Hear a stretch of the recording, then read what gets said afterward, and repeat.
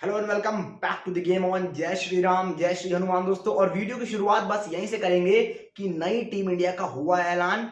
एक नहीं, पांच फैसले कर देंगे हैरान। जी हाँ, एक दो नहीं, पांच पांच फैसले ऐसे रहे जो आपको साफ तौर पर हैरान करने पर मजबूर कर देंगे। अब क्या कुछ रहे वो आपको सारी चीजें बताएंगे, बिकॉज श्रीलंका और इंडिया का जो स्क्वाड है, चाहे वो T20 का हो या फिर ओडीआई का, दोनों ही स्क्वाड अनाउंस हो चुके हैं और दोनों पर बात करेंगे कि आखिर क्या क्या फैसले चौंकाने वाले रहे।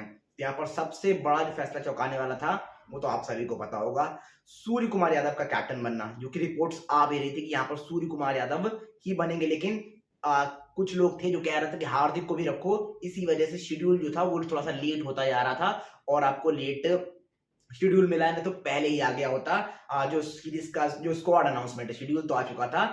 स्क्वाड, अगर स्क्वाड की हम बात करते हैं, इसके बाद जो दूसरा सबसे बड़ा रीजन था, जो बड़ा हैरान करने वाला फैसला था, वो था संजू सैमसन का ओडीआई में ना होना। Because he scored 100 when he played his last match. जी हाँ, जब इन्होंने अपना लास्ट ओडीआई मैच खेला था तो वहां पर 100 लगाया था और किसी ने नहीं सोचा था कि 100 लगाने के बाद यहाँ पर साफ तौर पर उनको ड्रॉप कर दिया जाएगा। तीसरा बड़ा फैसला, ऋतुराज गायकवाड़। ऋतुराज गायकवाड़ जो कि इन फॉर्म प्लेयर थे पिछले 7-8 मैचों में, जो उनकी एवरेज थी कुछ 70 के ऊपर की थी और स्ट्राइक रेट 150 के ऊपर का था। तो वहां पर उनकी जगह को लेकर मुझे लग रहा था कि शायद कोई उस तरह से चीज नहीं होगी, वो अपना जो है स्क्वाड में जगह बना जाएंगे, लेकिन वहां पर भी ऐसा होता हुआ नजर नहीं आया। तो ये तीसरा चीज थी। एंड देन इसके बाद जब आगे बढ़ते हैं हम, तो नजर आएगा साफ तौर पर अभिषेक शर्मा। जी हाँ, अभिषेक शर्मा को भी आप ऋतुराज गायकवाड़ वाली कैटेगरी में डाल सकते हैं। उन्होंने सेंचुरी स्कोर करी थी, विकेट्स भी चटकाए थे, बट उनकी यहाँ पर जगह नहीं बनी। तो वो एक रीजन रहेगा कि जो सबसे हैरान करने वाला फैसला था, कि फैंस को बहुत हैरान कर गया कि ये क्यों नहीं है, why they are not there. तो वो चीज थी एक। अब इसके बाद जब आगे बढ़ते हैं ना, तो जो सबसे बड़ा फैसला था, Shubman Gill vice captain. Why he become a vice captain of team India? Because KL Rahul is there, Rishabh Pant is there, जिनके बारे में बात चल रही थी कि हाँ, केएल राहुल ओडीआई के कप्तान होंगे अगर रोहित शर्मा नहीं होते हैं, और अगर वो आए हैं तो he will be the vice captain.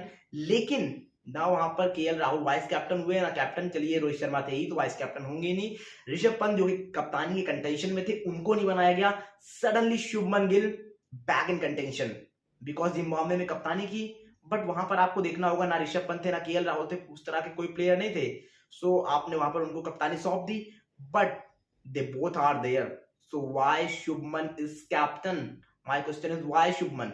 Because Amit Mishra का आपने स्टेटमेंट सुना होगा, उन्होंने कहा था कि उन्होंने कप्तानी देखी शुभमन की आईपीएल में, बहुत बेकार लगी। जो हमको रिफ्लेक्ट होता हुआ दिखाई दिया उनकी परफॉर्मेंस में भी और उनकी टीम परफॉर्मेंस में भी, जो कोई बहुत अच्छी नहीं थी। तो साफ तौर पर ये आप चीज देखोगे वहां पर। बट इन सारी चीजों को परे रखते हुए suddenly Shubman Gill captaincy prospect में आ गए और दोनों टीमों के वाइस कैप्टन है वो, ओडीआई के भी T20 के भी।